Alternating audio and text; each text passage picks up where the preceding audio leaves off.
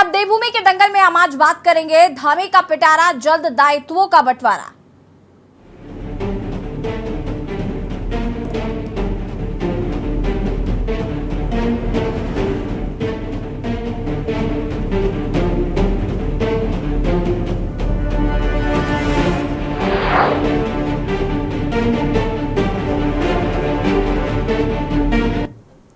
उत्तराखंड में अगले साल होने वाले लोकसभा चुनाव से पहले राज्य में एक बार फिर कैबिनेट विस्तार और दायित्वों के बंटवारों की चर्चा शुरू हो गई है। दरअसल धामी कैबिनेट में इस वक्त 1/3 पद खाली हैं। बता दें कि धामी कैबिनेट में 3 पद पिछले साल से ही खाली चल रहे हैं, जबकि हाल ही में कैबिनेट मंत्री चंदन राम दास के आकस्मिक निधन के बाद मंत्रिमंडल के 4 पद रिक्त चल रहे हैं। इस वजह से मंत्रिमंडल विस्तार को लेकर चर्चाएं तेज हो गई हैं। भाजपा के कई विधायक धामी कैबिनेट में जगह मिलने की उम्मीद लगाए बैठे हैं, जो अब तक पूरी नहीं हुई है और पिछले लंबे समय से मंत्रिमंडल विस्तार की चर्चा चल रही है, लेकिन अब तक ऐसा ना होने से विधायकों में भी मायूसी देखने को मिल रही है। हालांकि कोई भी खुलकर बोलने के लिए तैयार नहीं है। वहीं इन सबके बीच मंगलवार को सोशल मीडिया पर सरकार के दायित्वधारियों के नाम से एक सूची वायरल हुई और इस सूची में जिन लोगों के नाम थे वो खुश हो गए।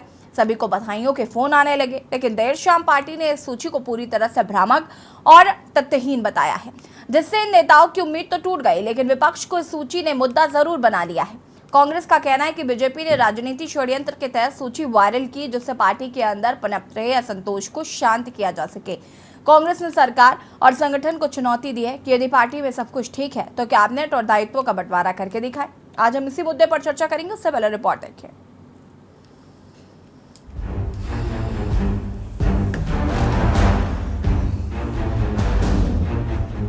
उत्तराखंड में अगले साल होने वाले लोकसभा चुनाव से पहले राज्य में एक बार फिर से कैबिनेट विस्तार और दायित्वों के बंटवारे की चर्चा भी शुरू हो गई है।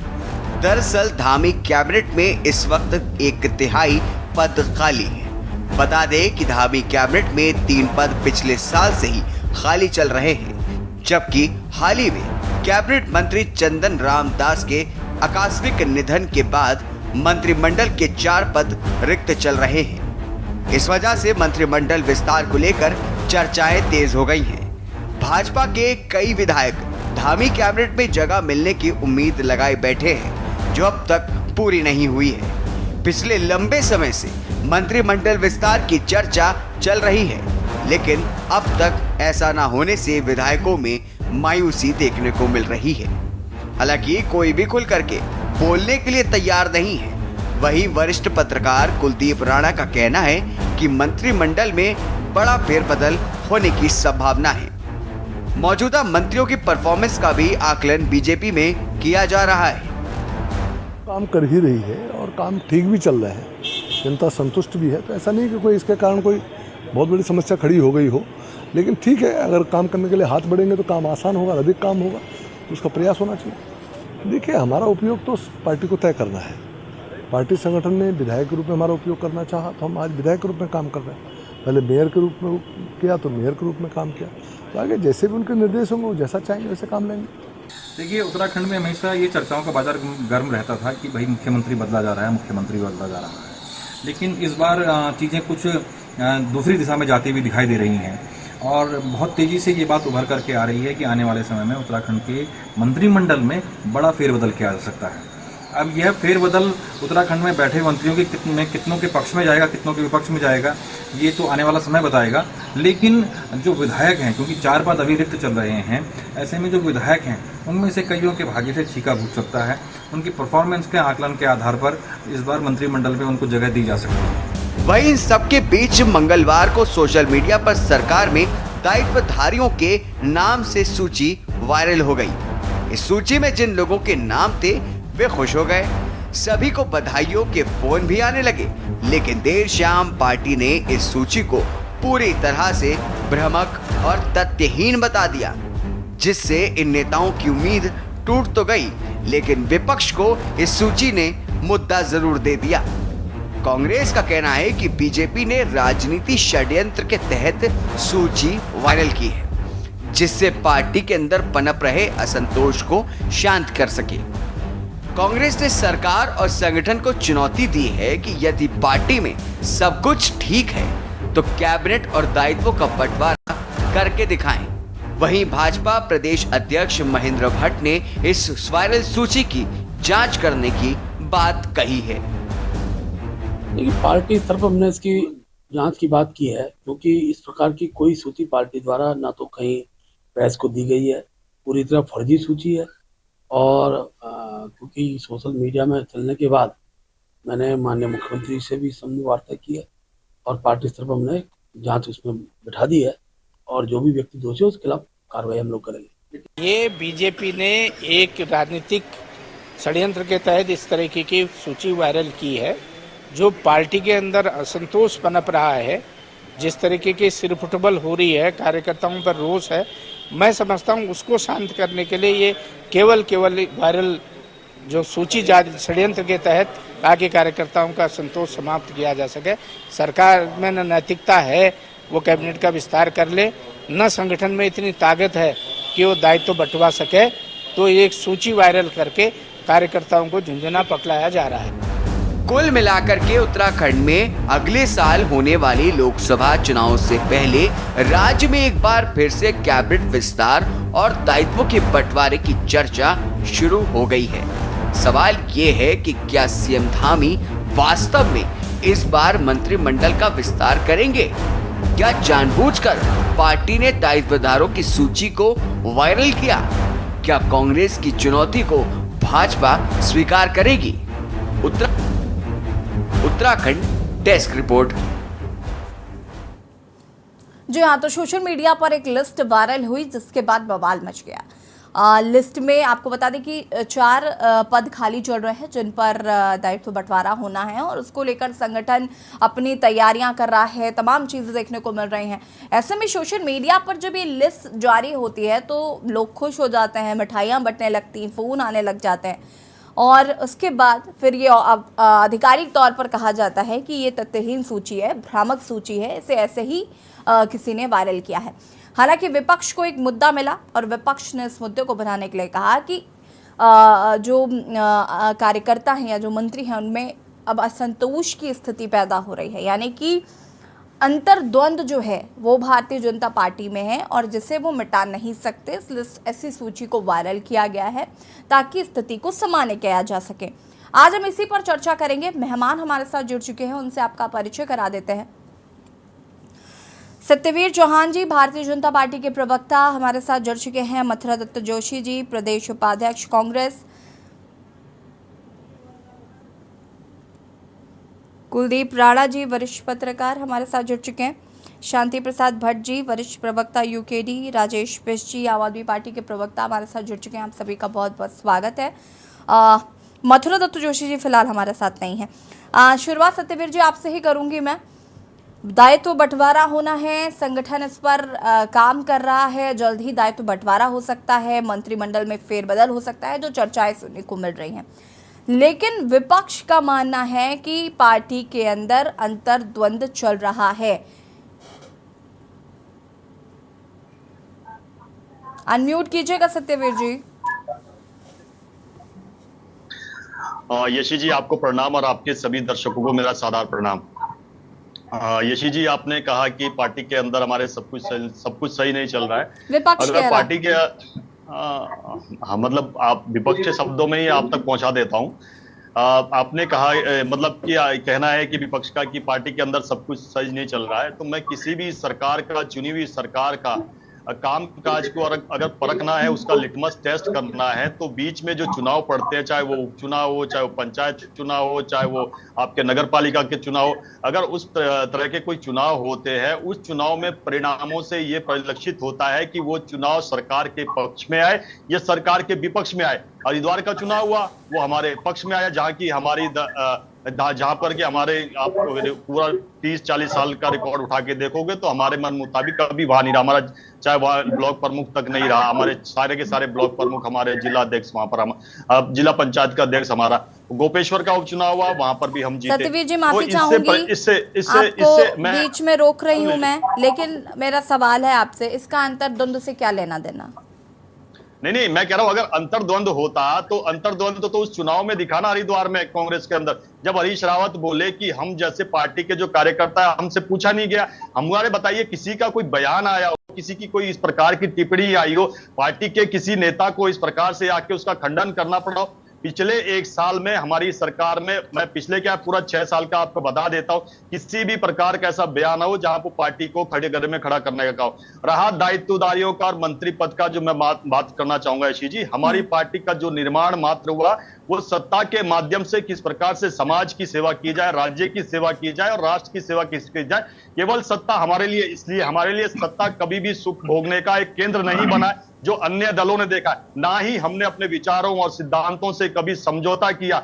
हमारे कार्यकर्ता आते हैं, उनको काम जो दिया जाता है उस काम को लगातार करते हैं और पार्टी अपने स्तर पर तय करती है कि किस कार्यकर्ता की कितना उसके अंदर क्षमता, उस क्षमता के आधार पर उसको काम दिया जाता है। हमारी पार्टी ने कभी भी इस तरीके से काम नहीं किया कि पिछले 6 सालों में हमने चाहे उत्तराखंड के अंदर ही देख लिया होगा कि एक भी ऐसा काम नहीं किया कि उत्तराखंड को शर्मसार होना पड़ो। हमने तो लगातार विकास के कार्य किए हैं, 4 धाम की यात्रा चल रही है, इस बात को रिकॉर्ड तोड़ दिया इतने कम समय में। जिस प्रकार से यात्री आ रहे हैं हमारे, उन सब पे हमारे कार्यकर्ताओं का, सरकार का उस और ध्यान है कि किस प्रकार से 4 धाम की यात्रा को सुचारू रूप से चलाया जाए। जो सरकार की योजनाएं हैं उन योजनाओं को किस प्रकार से जन जन तक पहुंचाया जाए, उनको जागरूक किया जाए, अंतिम पायदान पे जो व्यक्ति है वो किस प्रकार से लाभान्वित हो सके उसके लिए काम कर रही है। ये जो काम हमारे कभी भी कार्यकर्ता इन चक्रों में नहीं पड़ता कि मेरे को मंत्री पद मिलेगा, मेरे को दायित्वदारी बनेगा। अनेकों कार्यकर्ता हमारे एक त्याग और समर्पण के बल पे हम 2 से चले थे 303 पे, अनेक राज्यों में सरकारें बनाई, हमारे सहयोगी दलों के साथ हमने सरकारें बनाई। कभी इस प्रकार का वैमनस्य सरकार के जो मंत्री है या हमारे विधायक है या अन्य जनप्रतिनिधि कभी देखने को नहीं मिला कि मंत्री पद नहीं दिया तो मैंने इस प्रकार का आपको कहते देखने को मिलेगा, पार्टी छोड़ के चलेगा। अन्य दलों में देखा होगा आपने कि अगर उनको नहीं मिलता है, मंत्री पद नहीं मिलता है या अन्य कोई दायित्व वो नहीं मिलते, उसके बाद आपने देखा किस प्रकार से अन्य दल किस प्रकार से टूट के बिखर गए। हमारी पार्टी में एक बार भी इस प्रकार का आपको देखने को नहीं मिला और कभी भी हमने उनकी पैरवी नहीं की जो राज्य विरोधी हो या राष्ट्र विरोधी हो। सत्यवीर जी, ये तो आपका पक्ष हो गया, ये आपका पक्ष हो गया, इस पर आगे हम बातचीत करेंगे और लोगों का भी रुख कर लेते हैं। मैं यहाँ पर रुक करना चाहूंगी राजेश बिष्ट जी का, क्या कुछ कहना चाहते हैं इस अंतर्द्वंद को लेकर जो बात निकलकर सामने आ रही है, साथ ही साथ दायित्व बंटवारे को लेकर भी?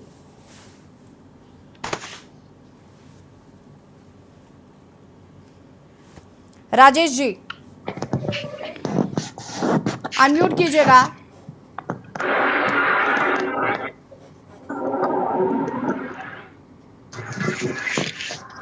आवाज आ रही है? जी जी कंटिन्यू करिए प्लीज। देखिए, जो बीजेपी के अंदर अंतर्द्वंद चलता है ये कोई नई बात नहीं है। पूर्व की बात भी अगर हम देखें 2017 से 22 में जब इनकी सरकार चली तो मुख्यमंत्री को बदलना पड़ा क्योंकि वहां पे भी मुख्यमंत्री की लड़ाई बहुत लंबे टाइम से चल रही थी। अभी की अगर हम बात करें जिस हिसाब से मंत्रिमंडल विस्तार की बात है, मेरा ये मानना है कि 6 वर्षों का समय हमारे लोगों ने बीजेपी पार्टी को विश्वास के साथ दिया। देवभूमि के दंगल में आज हम बात कर रहे हैं दायित्वों के बंटवारे की। उत्तराखंड में अगले साल होने वाले लोकसभा चुनाव से पहले राज्य में एक बार फिर कैबिनेट विस्तार और दायित्वों के बंटवारों की चर्चा शुरू हो गई है। धामी कैबिनेट ने इस वक्त 1/3 पद खाली हैं। बता दें कि धामी कैबिनेट में 3 पद पिछले साल से खाली चल रहे थे और जबकि हाल ही में कैबिनेट मंत्री चंद्र रामदास के आकस्मिक निधन के बाद मंत्रिमंडल के 4 पद रिक्त चल रहे हैं। अंतर्द्वंद अंतर्कलह की बात निकलकर सामने आ रही है, चर्चा हम इसी पर कर रहे हैं। मेहमान लगातार हमारे साथ जुड़े हुए हैं और मैं यहाँ पर रुख करना चाहूंगी राजेश बिष्ट जी का। फटाफट अपनी बात को पूरा करिएगा आप, उसके बाद मथुरा दत्त जी का रुख करूंगी मैं। राजेश जी सुन पा रहे हैं आप? बंद कर दो। केसी जी आवाज आ रही है? जी जी। मैं ये कहना चाहता हूँ कि इस समय प्रदेश के जो 6 वर्षों के हालात चल रहे हैं और लोगों ने विश्वास करके जिस भाजपा को 2 बारी सत्ता पे बिठाया, उन्होंने इस पूरे उत्तराखंड का बेहाल किया हुआ है। जहां तक अंतर्द्वंद की बात है, अंतरकलह की बात है, देखिए चुनौतियां तो इनके सामने अपने आप में बहुत ज्यादा है। पहले से ही कांग्रेस के 9-10 विधायक इनकी पार्टी में और मजबूरी में दोनों सरकारों ने उन्हें, जिस समय चाहे त्रिवेंद्र जी की सरकार थी या इस समय धामी जी की सरकार है, बड़ी मजबूरी से उन कांग्रेस के विधायकों को मंत्री पद देना पड़ा है। नहीं तो उनके लिए अपने आप में ऐसी बात हो जाती कि शायद उनकी सरकार भी नहीं बन पाती। आज चुनौती उनके लिए अपने आप में सतपाल महाराज जी बने हुए हैं, आज अपने आप में सौरभ बहुगुणा बने हुए हैं, आज अपने आप में अगर देखा जाए तो सुबोध उनियाल जी बने हुए। तो इस समय जो प्रदेश के हालात है और नए 4 मंत्री पद देने और जैसे र्यूमर्स आ रहे हैं कि पुराने मंत्रियों का शायद मंत्री पद जाएगा। तो मैं समझता हूँ अपने आप धामी जी के लिए इतनी बड़ी चुनौती है कि अगर किसी भी कांग्रेसी मंत्री का उन्होंने पद छीना तो ये सरकार अस्थिर हो जाएगी, ऐसा मेरा मानना है। क्योंकि पहले ही वो धामी जी को, एक हारे हुए विधायक को मुख्यमंत्री के पद पे बैठा के अपने ऊपर जबरदस्ती का बोझ लिए बैठे हैं, तो बार बारी प्रदेश के अंदर किसी भी काम के लिए रिमोट कंट्रोल की तरह दिल्ली दौड़ते रहते हैं। तो मैं ये समझता हूं कि इस समय जो उत्तराखंड में हमारे लोग पीड़ित हैं, चाहे स्वास्थ्य को लेके, शिक्षा को लेके, रोजगार को लेके, सड़क को लेके, जैसे अभी इनकी एक बात चल रही थी, जहां गड्ढा है वहां की फोटो भेजो। अगर मैं इस समय पहाड़ में आपको वीडियो दिखाऊं चारों तरफ, तो आधी आधी सड़कें प्रधानमंत्री ग्राम सड़क योजना की सड़कों से गायब हो चुकी हैं। लोग फूटी फूटी सड़कों पे अपनी जान जोखिम में डाल के उन सड़कों को पार करने के लिए मजबूर है, लेकिन प्रशासन सुनवाई करने को तैयार नहीं। आज आप किसी भी विभाग में आप चले जाइए, यहाँ पे इनका 20% तो तय है, 30% तो तय है, जैसे त्रिवेंद्र सिंह रावत जी बता रहे थे, वो तो फिक्स है इनका, लेकिन जनता की जिंदगी से, जनता की जान से इन्हें कोई लेना देना नहीं। अभी 2024 आ रहा ठीक है राजेश जी, मैं वापस आती हूँ आपके पास। शांति प्रसाद जी, क्या कुछ कहना चाहते हैं? कैबिनेट विस्तार अनम्यूट कीजिएगा शांति प्रसाद जी। यशी जी, इस बात को समझने की जरूरत है कि भारतीय जनता पार्टी के ये दूसरी पारी है और प्रचंड बहुमत पहले भी था, इस बार भी था। मगर प्रचंड बहुमत के बाद भी यदि ये कैबिनेट में का कोरम पूरा नहीं कर पा रहे हैं, इससे पता चलता है कितनी कमजोर ये सरकार, कितनी डरी हुई है, किस बात से डरी है, ये बात समझने की जरूरत है। पिछली बार भी तमाम बागी कांग्रेस के मंत्री थे और आज भी कांग्रेस के मंत्री ही जो हैं बने हुए हैं। भारतीय जनता पार्टी के जो झंडा बरदार हैं उनकी कितनी दुर्गति है, आप खुद ही देख लीजिए कि इनके वो झंडा बरदार अपने नाम की सूची जारी कर रहे हैं। सरकार कितनी कमजोर है कि सरकार इस पर भी बयान दे रही है कि हमारे ये जो सूची निकली है ये गलत है। समझ सकते हो यशी जी, सत्ता में बैठे सत्ताधीश लूट की मंशा से उत्तराखंड को किस दृष्टिकोण से देख रहे हैं, ये चीजें बाहर निकल कर आ रही हैं। धामी जी को केवल इस बात का डर है कि मेरी सरकार कैसे बनी रहे, कितना पैसा मुझे दिल्ली देना है, इस चिंता पर ये 1 साल गुजर गया। जिन बुनियादी चीज़ों के लिए इन्होंने सत्ता हासिल की थी, उस बुनियादी सवालों पर 1 इंच मात्र काम नहीं हो रहा है। हो क्या रहा है? झूठ और अपने ही लोगों के बीच में इनकी आपसी लड़ाई बाहर निकल कर आ रही है। अब आप देख लीजिए कितनी गंभीर बात है कि जब ये सरकार अपने कैबिनेट का कोरम पूरा नहीं कर सकती, एक मंत्री के जाने के बाद 4 लोग गलत तरीके की सूची जारी करके अपने नाम को प्रेशर बनाने के लिए जारी कर रहे हैं, और भारतीय जनता पार्टी का जो बड़ा संगठन है वो इन पे कार्रवाई करने की हिम्मत नहीं जुटा पा रहा है कि ये बात आखिर बाहर निकली कैसे। तो इसे आप समझ सकते हो कि भारतीय जनता पार्टी कितनी कमजोर पार्टी है। ट्रिपल इंजन सिर्फ कागजों में है, ना उत्तराखंड की संपत्ति उत्तर प्रदेश छोड़ता है, ना धामी जी उत्तर प्रदेश से संपत्ति छुड़ाने की बात कर रहे हैं, ना प्रेमचंद अग्रवाल के ऊपर कार्रवाई करने की मुख्यमंत्री की राजनीतिक ताकत है। यही कारण है कि झंडा बरदार नेता अपने आप को स्थापित करने के लिए झूठी सूची बाहर निकाल रहे हैं। मुझे लगता है कि यदि वाकई उत्तराखंड के अंदर सरकार नाम की कोई चीज़ है तो सरकार के मुखिया को ये बताना पड़ेगा कि बिना कोरम के 1 साल आपने सरकार चलाई क्यों। दूसरा, जिन मुद्दों पर आपने सरकार जनता से समर्थन मांगा उस पर काम हुआ क्यों नहीं। और तीसरा, भारतीय जनता पार्टी की जो ये सूची लीक हुई है इसमें दोषी कौन है, उस पर क्या कार्रवाई भाजपा करती है। चलिए ठीक है, मैं आती हूँ। साफ पता चलता है कि भाजपा की जो है सोच है वो केवल राज को लूटने की है, इसके अलावा कुछ। मथुरा दत्त जोशी जी, क्या कुछ कहना चाहते हैं?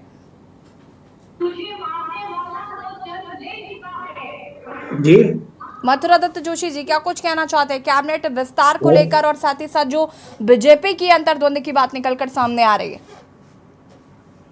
निश्चित रूप से अंतर्द्वंद तो है ही है। अंतर्द्वंद नहीं होता तो इस तरीके की हरकतें होती।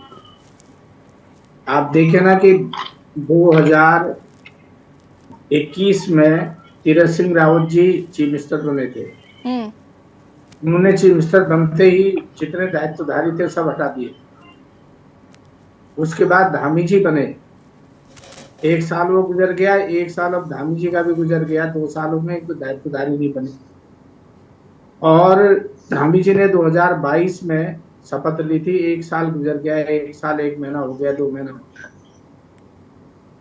और अभी भी मंत्रिपरिषद में 3 पद खाली रखे हैं, उनमें चयन नहीं हो पा रहा है। चौथे की अभी हाल में ही चंदन रामदास जी की डेथ हुई है, उनके निधन से एक सीट और रिक्त है। तो भाजपा तय नहीं कर पा रही है, एक अनार 100 बीमार की स्थिति हो रही है, किसको दायित्व देगी, किसको मंत्री बनाएगी, किसको क्या देगी, खुद तय नहीं कर पा रही है।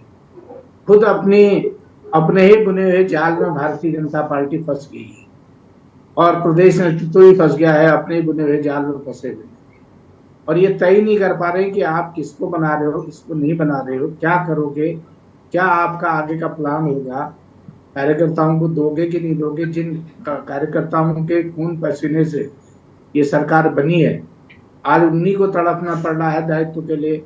उनकी एक सूची कल वायरल होती है, वो तो मुझे लगता है कि भाजपा ने जानबूझ के वायरल कराई और उनको डराने धमकाने के लिए कही कि जो लोग जरा जोर से बोल रहे हैं उनको डराया धमकाया जा रहा है कि अगर आप बोलोगे तो सूची में आपका नाम है, आपका नाम काट दिया जाएगा।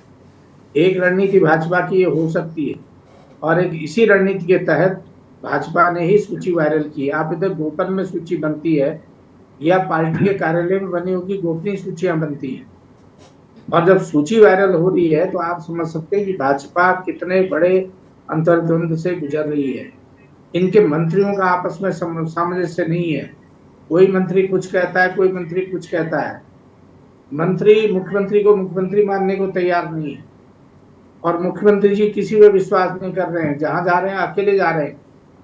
अगर किसी मंत्री का क्षेत्र भी है तो वहां मंत्री नहीं उपस्थित हो रहा है, प्रभारी मंत्री उपस्थित नहीं हो रहा है, जिस मंत्री का जो विभाग है उसको नहीं देख पा रहा है। ठीक है मथुरा दत्त जी, मैं इन सारे सवालों के जवाब सत्यवीर जी से लूंगी। उससे पहले कुलदीप राणा जी क्या कुछ कहना चाहते हैं, अंतर्द्वंद अंतरकलह की जो बात निकलकर सामने आ रही है? देखिए, ऐसे ही अंतर्द्वंद कितना है, अंतरकलह कितना है, ये तो दोनों दलों का हमने देखा है। कौन सड़क पे किसके कार्यकर्ता मारपीट करते हैं और कौन शांत बैठा हुआ है। और अंतर्द्वंद और जो बात वाली बात, एक अनार 100 बीमार वाली बात थी, कभी मैं सुन रहा था कांग्रेस के प्रवक्ता को, तो मेरे को अचानक याद आया कि कर्नाटक में भी कुछ ऐसी स्थिति बनी हुई है। खैर, लेकिन जहां तक ये उत्तराखंड की बात है, यहाँ भाजपा का जो अनुशासन है, इसका डंडा इतना मजबूत है कि कार्यकर्ताओं में के अंदर छटपटाहट है, इससे कोई दुराई नहीं है। कार्यकर्ताओं में निसंदेह छटपटाहट है। लेकिन जिस तरह की चीजें हुई हैं और पिछले 7-8 सालों में हमने जिस तरह से भाजपा की राजनीति को देखा है और उसमें जो बदलाव आए हैं, मुखर होकर के किसी की इतनी हिम्मत नहीं है कि वो बाहर आकर के कह सके कि हाँ हमें हमारे साथ ये हुआ है, या हमारी जो आकांक्षाएं हैं, अपेक्षाएं हैं, पार्टी पूरी नहीं कर पा रही। हालांकि दबी जुबान में कई जगह लोग बात करते हैं और कार्यकर्ता वास्तव में परेशान भी हैं, क्योंकि 2 बार पूर्ण बहुमत की सरकार देने के बावजूद भी उन कार्यकर्ताओं के साथ कई बार ये चीजें निकल करके आती हैं, चाहे उनके पार्टी संगठन के सरकार के स्तर पर हो, शासन के स्तर पर हो, कहीं ना कहीं कामों को लेकर के एक अड़ंगा रहता है। तो उनमें ये बातें तो हैं। दूसरी बात ये है कि क्योंकि मंत्रिमंडल का कोरम जो है वो पूरा नहीं है, और पिछले पांचवी विधानसभा में भी ये रहा है, चौथी विधानसभा में, और 5वीं विधानसभा में भी अभी हम देख रहे हैं कि 3 मंत्री पद पहले से खाली थे, और अभी एक मंत्री जी चंदन रामदास जी के देहांत के बाद एक पद और खाली हो गया है। और ऐसा नहीं है कि भाजपा के पास विधायकों की कमी है, लेकिन आखिर क्यों नहीं वो इन 4 विधायकों को दायित्व दे पा रही है। अब सवाल ये है कि ये 4 विधायक कौन होंगे, क्योंकि क्षेत्रीय संतुलन के लिहाज से दृष्टिकोण से देखा जाए तो पर्वतीय क्षेत्रों में चमोली जिला प्रभावित है और रुद्रप्रयाग प्रभावित है, कुमाऊं के कई जिले प्रभावित हैं। तो ये एक बड़ा सवाल बना हुआ है, और इन क्षेत्रों की जनताएं भी देख रही हैं, लोकसभा चुनाव आने को है, और ऐसे में लोग, क्योंकि उत्तराखंड का जो पहाड़ी परिक्षेत्र है, वहाँ पहाड़ी परिक्षेत्र की जो लोकसभाएं हैं उनमें जन दबाव कम होने की वजह से क्षेत्रीय विस्तार ज्यादा है। यानी कि 2-2, 3-3 जिले एक लोकसभा में आ जाते हैं, ठीक है, जबकि मैदानी जिले में ऐसा नहीं है। तो ये एक बड़ा सवाल बना हुआ है कि अगर क्षेत्रीय संतुलन साधना है तो आपको मंत्रिमंडल विस्तार में पहाड़ के क्षेत्रों के, पहाड़ के विधायकों की भूमिका को सुनिश्चित करना होगा। और दायित्वों को लेकर के भी यही स्थिति बनी हुई है, क्योंकि कहीं ना कहीं कार्यकर्ताओं के भीतर ये चटपटाहट अब स्पष्ट रूप से निकल कर के आ रही है। हालांकि वो मीडिया के सामने, कैमरे के सामने या इस तरह की बातें नहीं कर रहे हैं, लेकिन ये बात जरूर है कि ऑफ द रिकॉर्ड ये बात जरूर होती है कि क्योंकि चर्चाओं में ये बात निकल करके आती है और कार्यकर्ता कहीं ना कहीं चीजों को लेकर के परेशान जरूर दिखाई दे रहा है। हाँ, सत्यवीर जी अनम्यूट कीजिएगा। सत्यवीर जी। यशी जी, पहले तो मैं कांग्रेस के प्रवक्ता का जवाब दे दूं। उन्होंने कहा कि हमारे अंदर बड़े अंतर्द्वंद चल रहे हैं।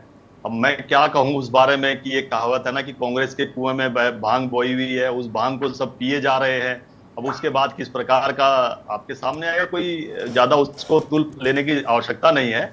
मैं कहना चाहता हूं, जब हरीश रावत जी मुख्यमंत्री थे, बड़े ध्यान से सुनना, मैं आपको बड़े धैर्य से बताता हूं, एक कोई भी दायित्वधारी बनेगा उत्तराखंड का मूल निवासी होगा और भारतीय जनता पार्टी का कार्यकर्ता होगा और समाज सेवी होगा, और जो समाज के लिए बहुत अच्छा काम किया होगा वो भी होगा। मगर हमारे यहाँ इस प्रकार का कोई व्यक्ति नहीं होगा जो उत्तराखंड से, जिसका कोई रिश्ता नाता नहीं है, उसको दायित्वधारी बना दे, उसके ऊपर संगीन आरोप लगे हों।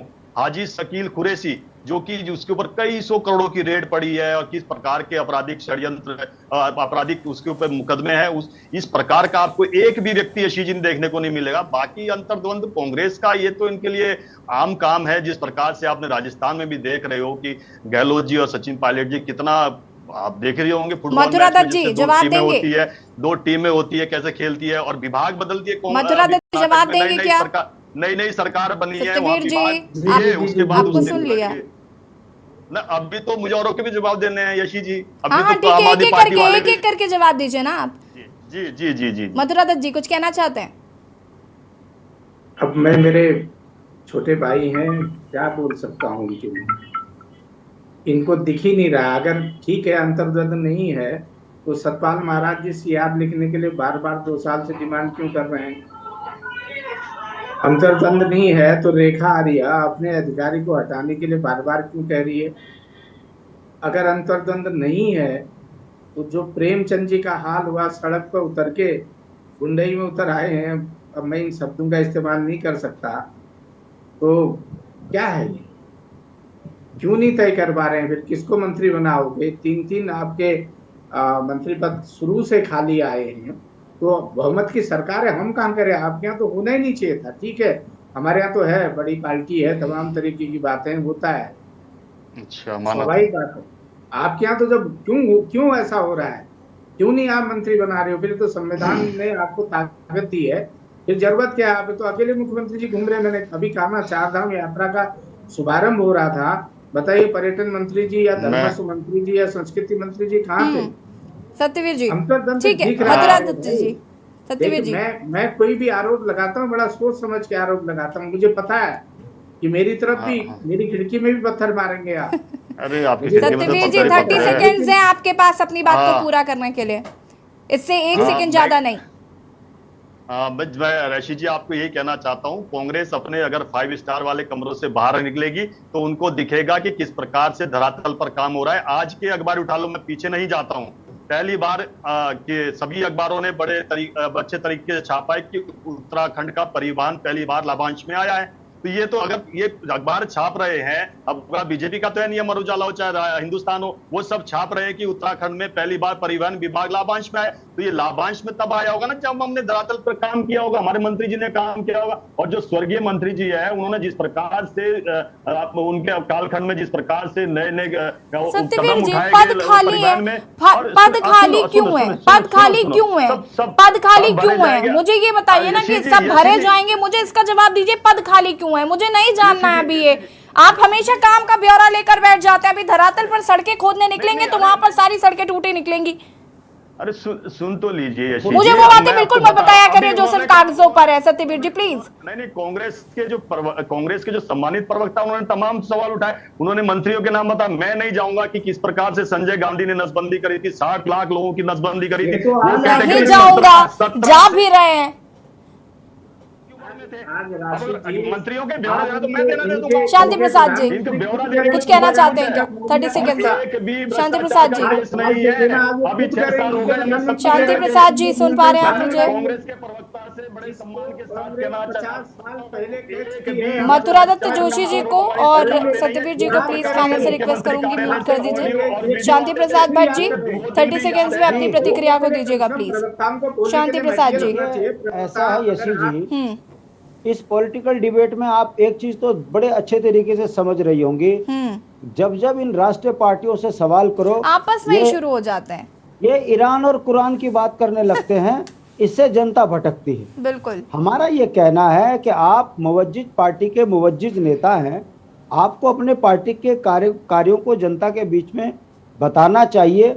और अगर भारतीय जनता पार्टी के लिए आज जो डिबेट का मुख्य बिंदु रहा है कि आखिर ये कैबिनेट विस्तार में रार क्यों, तो आप इस पे बात कीजिए। इधर उधर की बातें क्यों करते हो, क्यों समय खराब करते हो?